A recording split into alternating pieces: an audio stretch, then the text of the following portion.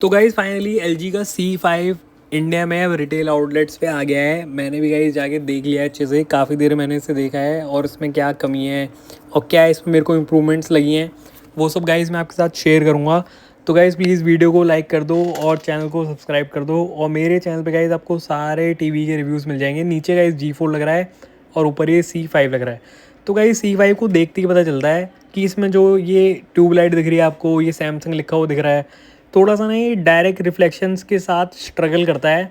ये चीज़ आप और भी कहीं भी देखोगे तो वो भी रिव्यूज़ में आपको ये मिल जाएगा।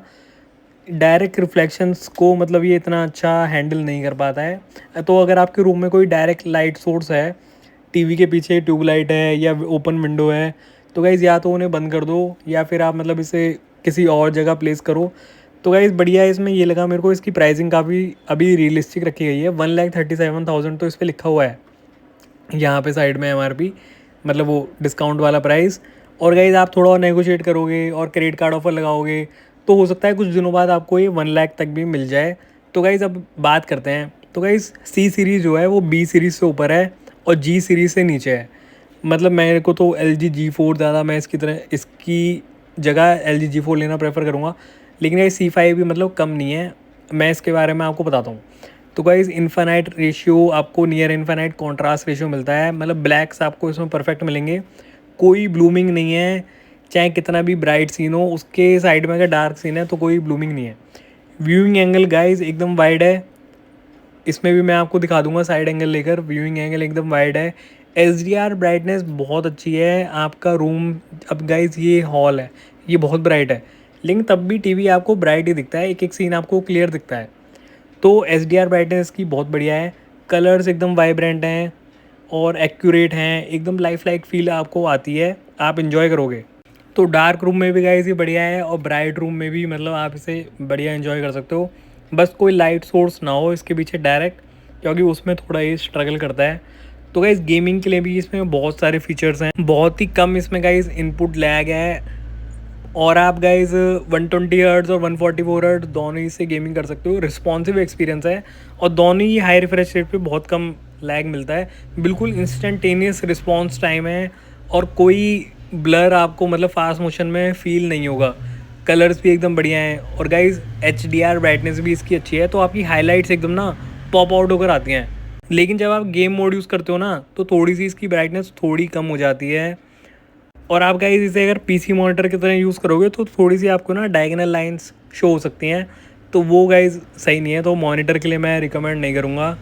बाकी ये मॉडर्न गेमिंग फीचर्स में सारे हैं। अगर आप मतलब इसे HDMI 2.1 बैंडविड्थ है, 4 पोर्ट्स हैं इसमें, चारों में HDMI 2.1 बैंडविड्थ है, वेरिएबल रिफ्रेश रेट है और आप 4K 144 हर्ट्ज़ की गेमिंग इससे गाइस आराम से कर सकते हो। कॉन्सोल्स पे भी और गेमिंग PC पे भी सारे फास्ट मोशन आपके एकदम शार्प रहते हैं, इंस्टेंटेनियस रिस्पॉन्स टाइम है, लैग भी कम है, हाई रिफ्रेश रेट, तो मतलब मज़ा आ जाएगा आपको गेमिंग करने में।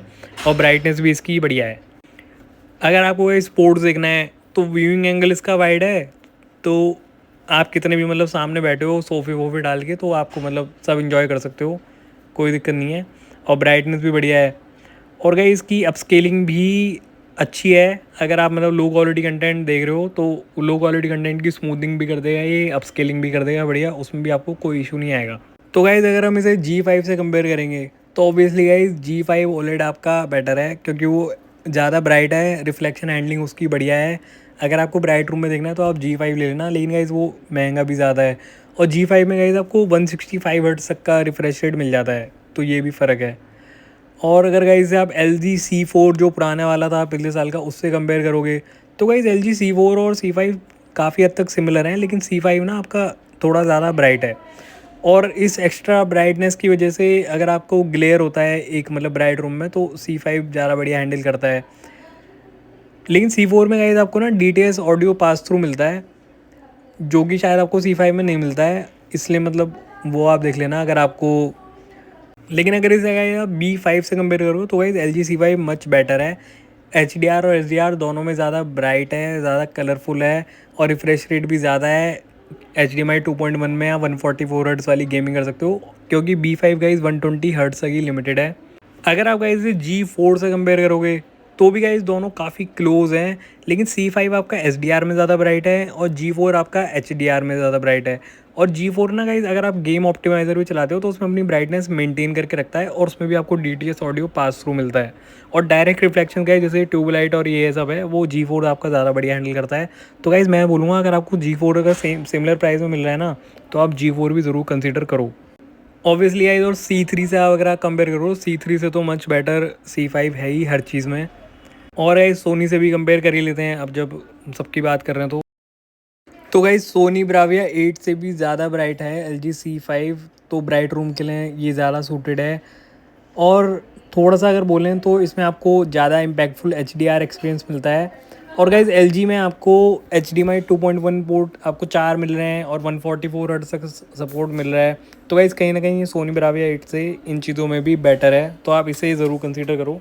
तो गाइस इस टीवी में Dolby vision HDR format supported है, लेकिन LG ने अब 2025 में इस टीवी में आपका DTS audio pass through drop कर दिया है। शायद काफ़ी सारे टीवी से ड्रॉप कर दिया, इससे तो है ही।